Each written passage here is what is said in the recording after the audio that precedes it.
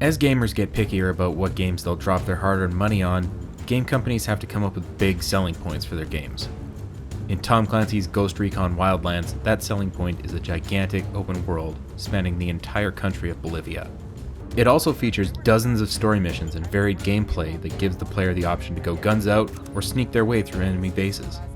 All of these features sound great on the back of a box, but sometimes bigger isn't better.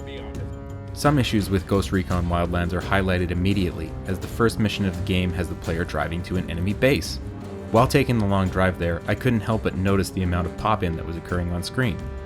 Even on a PS4 Pro, Wildlands is constantly marred with minor technical issues, which is a shame since the game generally looks great when all the textures are loaded in.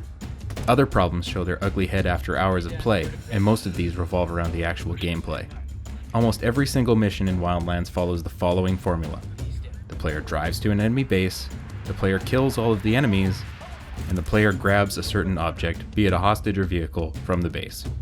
While this exercise is pretty fun at first, it grows stale rather quickly as only the final mission in each area feels unique. On top of the lack of variety, Wildlands is very rough around the edges. When playing with AI squad mates, they'll often stand right in front of enemy soldiers. Thankfully, this doesn't cause an alert, as the squad mates are invisible unless the player character is spotted. While it's a positive that the poor AI doesn't result in the player being compromised, this solution to poor programming breaks the illusion of being a squad of super spies. Another issue is that teammates don't actually have to be in a position to take the sniper shots I would command them to take. I often saw them somehow shoot through rocks to get headshots. It's incredibly sloppy, and that sloppiness ends up defining the gameplay. Wildlands is very much a jack of all trades, yet a master of none. The stealth generally works well, but it's not nearly as well thought out as other games in the genre. Unlike Metal Gear Solid 5, you can't move bodies around, so eventually dead enemies will be spotted and alarms will be raised if you aren't super careful about the order you take them out in. Meanwhile, the shooting is pretty solid, but it never provides the awesome action moments of a Far Cry game. It's a game stuck between genres, afraid to commit to an experience and one that never truly gels due to it. Things get slightly better when playing with an actual person, but be warned that playing with a single human partner will make all of your AI teammates go away. This puts players at a significant disadvantage, as while the AI squad mates are often annoying, they are undoubtedly good assets on the field when it comes to reviving players and sniping. Additionally, while my favorite moments did come while playing with a friend, it was often at the game's expense.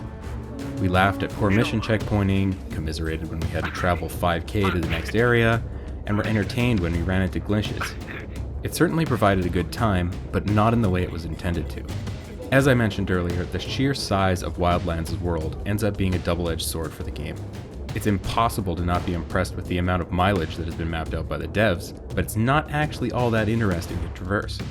From miles of snowy mountains and giant plains, I often found myself bored while traveling from one objective to another. Despite being one of the largest game worlds ever, it's also one of the least interesting. A large part of this is due to the environments lacking any life. When compared to Ubisoft's own Watch Dogs 2, the difference in quality of the open world is staggering. The in-game residents of Bolivia only exist to have their cars stolen, and so that AI teammates can scream at the player if an innocent gets shot. They never truly exist in the world, as stores will be completely empty, and there's no way to interact with them beyond shooting them. While the citizens of Bolivia are largely ignored, there is some attempt to give personality to the high-ranking members of the cartel.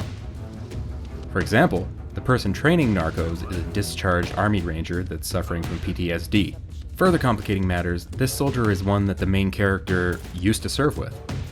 You'd think this would lead to an interesting story moment between the two, but that's not the case. The player is ordered to shoot the veteran without a second thought, and the story is generally paper thin despite its many attempts at something deeper than the average shooter. Despite all those issues, the sense of progress in Wildlands feels very addictive.